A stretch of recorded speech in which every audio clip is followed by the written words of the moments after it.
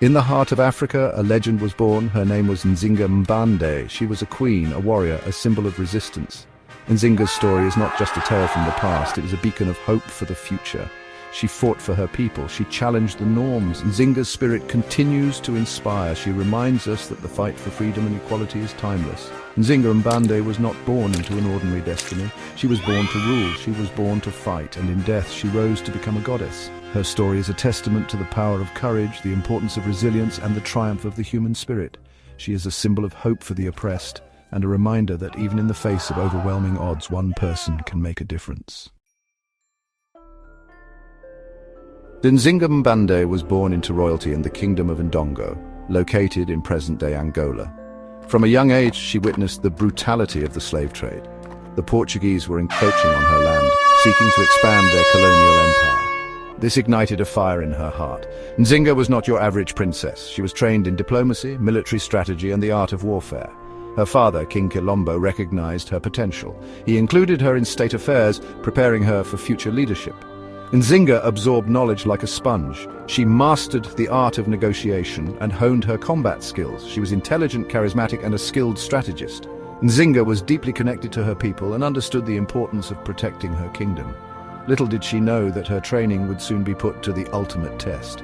The fate of her people would rest upon her shoulders. Nzinga would be ready.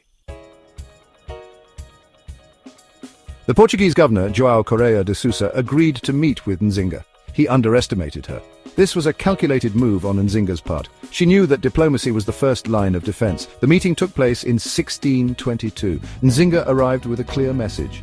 She would accept nothing less than the recognition of her brother's sovereignty and an end to the Portuguese slave raids. The stage was set. Nzinga entered the governor's tent. Deliberately, there was only one chair. The Portuguese had intended it as a power play, a symbol of their perceived dominance. Nzinga, however, would not be intimidated.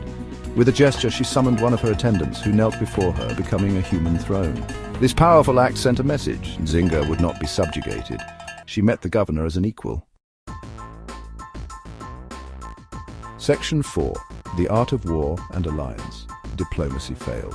Nzinga knew what she had to do. She refused to bow to the Portuguese. Nzinga retreated to the neighboring kingdom of Matamba. There, she rallied her forces. She mastered guerrilla warfare, using the terrain to her advantage. Her military prowess became legendary. Nzinga's army, composed of both men and women, fought with unwavering courage. Nzinga understood the power of alliances. She forged alliances with other African kingdoms, uniting them against a common enemy. She even reached out to the Dutch, using their rivalry with the Portuguese to her advantage. For decades, Nzinga's resistance continued, a beacon of defiance against colonial oppression.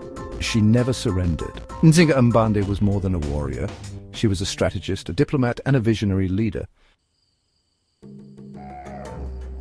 Section 5. Transcending mortality, Nzinga Mbande, the divine. Nzinga Mbande died peacefully in 1663. Her spirit, however, lived on. She was more than a queen. She was a symbol of resistance, a protector of her people. In death, Nzinga Mbande transitioned from a historical figure to a divine entity. She became a spiritual anchor for her people, embodying their hopes and aspirations. Stories of her bravery and wisdom continue to be passed down through generations. Across Angola, her name is whispered with reverence. Shrines are erected in her honor. Offerings are made, seeking her guidance and protection. Nzinga Mbande became a goddess, her legacy woven into the fabric of Angolan spirituality. She is Kimbanda, the spirit of the earth, the protector of the powerless. Section 6. A legacy forged in resistance. Nzinga Mbande's legacy extends far beyond Angola. Her story resonates with those who fight for justice and equality around the world.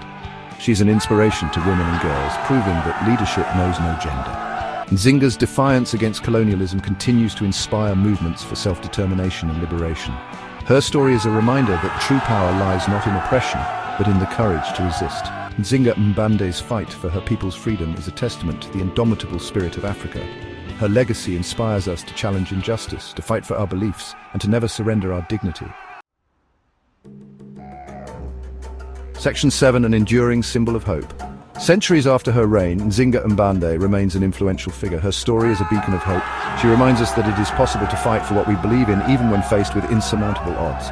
Nzinga's story teaches us that strength can be found in unexpected places. She was a woman in a man's world. She was An African queen facing a European empire. Nzinga never backed down, she never surrendered her dignity. Her legacy challenges us to do the same. Nzinga's story is a call to action. It is a reminder that we all have a role to play in the fight for a more just and equitable world.